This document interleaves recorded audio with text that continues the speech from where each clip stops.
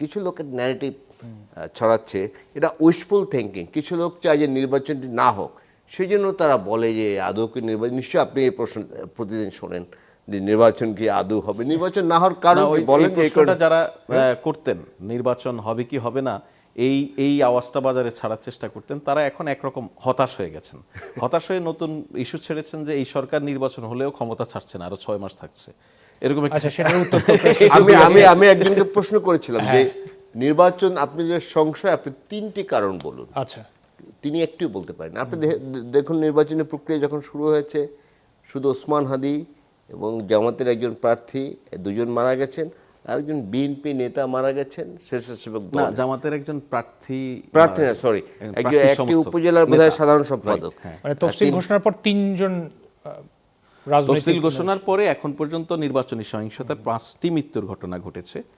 এর মধ্যে একজন সম্ভাব্য প্রার্থী ছিলেন জনাব ওসমান হাদি, তো অফিসিয়ালি ক্যান্ডিডেট না, বিকজ তখনই নমিনেশন পেপার ফাইল এর প্রক্রিয়া শুরু হয়নি। অপরদিকে একটি আসনে, যেটা যেই আসনে শেরপুরের যেই আসনে একজন ক্যান্ডিডেটের লোক মারা গেছেন, জামাতের একজন নেতা সংঘর্ষে। আনফরচুনেটলি ওই আসনে জামাতের যে প্রার্থী ছিলেন উনি অসুস্থ হয়ে গত পরশুদিন রাতে মারা গেছেন। উনি ওই আসনে? হ্যাঁ, ওই আসনের ওই প্রার্থী। এর চেয়ে বড় কোনো ঘটনা কিন্তু ঘটেনি। খুব মারামারি এর প্রতিদিন হচ্ছে সব জায়গায়, সেরকম কিন্তু না। ইলিয়াস ভাই, আমি যদি আমাকে অ্যালাউ করেন, আমি একটা জিনিস যোগ করি। এইটা খুব ইন্টারেস্টিং। আমি একটা উদাহরণ দেই।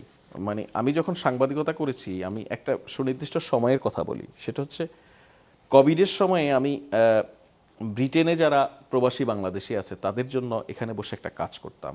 সেটা হচ্ছে ব্রিটেনের বিভিন্ন নিউজ পেপারে যে ইংরেজি প্রতিবেদনগুলি প্রকাশিত হতো, স্বাস্থ্য রিলেটেড বিভিন্ন বা ওখানকার লোকাল কমিউনিটিকে টাচ করে এরকম, এগুলি আমি এখানে বাংলায় রূপান্তর করতাম বাঙালি কমিউনিটির জন্য। এটা করতে করতে গিয়ে আমার ওখানকার নানান ধরনের কালচারের সঙ্গে হেলথ সহ বেক্সিট পর্যন্ত আমি এই ধরনের কাজ করেছি।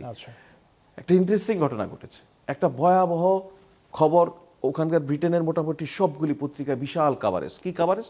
সেটা হচ্ছে যে ব্রিটেনের যেই হেলথ অথরিটি, আপনার এনএইচএ বলে, ন্যাশনাল হেলথ অথরিটি, ওদের একটা অর্ডার ছিল বা সরকার একটা ইম্পোজ করেছে যে সবাইকে মাস্ক পরতে হবে কোভিডের সময়। খেয়াল করুন, মাস্ক পরাটা বাধ্যতামূলক করার পরে এই সিদ্ধান্তের প্রতিবাদে একটা বিশাল সমাবেশ। কত লোকের উপস্থিতি? 100 জনের মতো। সব পত্রিকায় অনেক বড় ঘটনা যে 100 জন মানুষ উপস্থিত হয়ে একটা ডেমনস্ট্রেশন করছে, এটা হিউজ ঘটনা। খেয়াল করুন, এই যে মাস্ক পরার প্রতিবাদে এই মানুষগুলি রাস্তায় নেমে এসেছিলেন, তারা প্রত্যেকে মাস্ক পরে এসেছেন এবং সঙ্গে আরেকটি মাস্ক নিয়ে এসেছেন। তারা ওই মাস্কটা, হাতে থাকা মাস্কটা ছিঁড়ে ফেলে এটার প্রতিবাদ করছেন। তখন ব্রিটেনের সাংবাদিকরা তাদেরকে প্রশ্ন করেছেন, এই প্রতিবাদকারীদেরকে, আপনি তো নিজে মাস্ক পরে আছেন, কিন্তু আপনি মাস্ক পরার বাধ্যতামূলক করা হয়েছে, এটার বিরুদ্ধে কেন? বলল যে আমি চাই যে মাস্ক আমার স্বাস্থ্যের জন্য, সরকার আমাকে এটা বুঝাক, কিন্তু সরকার আমাকে ইম্পোজ করতে পারবে না, বাধ্য করে দিতে পারবে না। সো তাদের যে আইডিয়া, এখন আমাদের দেশে এসে আমরা এই নির্বাচন অন্তত এমন এমন বিষয় নিয়ে কথাবার্তা বলছি যেগুলিতে আমার অনেক ক্ষেত্রে মনে হয় আমরা ইউরোপের ইলেকশন নিয়ে যেটি বললেন যে 100 লোকে 100 লোক ডেমনস্ট্রেশন করেছে। বাংলাদেশে তো এরকম একটা প্রোগ্রাম হলে মিনিমাম 10,000 20,000 লোক এক জায়গায় হয়ে যাবে। শুধু পার্থক্য তো অনেক কিছু আছে, এই ছোট্ট একটি দেশ। বাট এবারের নির্বাচনে দেখুন আপনি, এই ঢাকা 8 আসনের নির্বাচন নিয়ে ব্যাপক হাইপ, মিডিয়ায় ব্যাপক আলোচনা হচ্ছে। আপনি দেখুন কি নিয়ে? শুধু বক্তব্য নিয়ে। আপনি যদি এই নির্বাচনের গ্রাউন্ডে এবারেই যদি প্রচার আপনি প্রচুর ভায়োলেন্স পেতেন, আপনি এটা খেয়াল করার সুযোগ পেতেন। এখন পর্যন্ত সেটা সন্তোষজনক বা কিছু বিচ্ছিন্ন ঘটনার কথা বলছেন। ইলিয়াস খান, আপনার কাছে আবার আসি।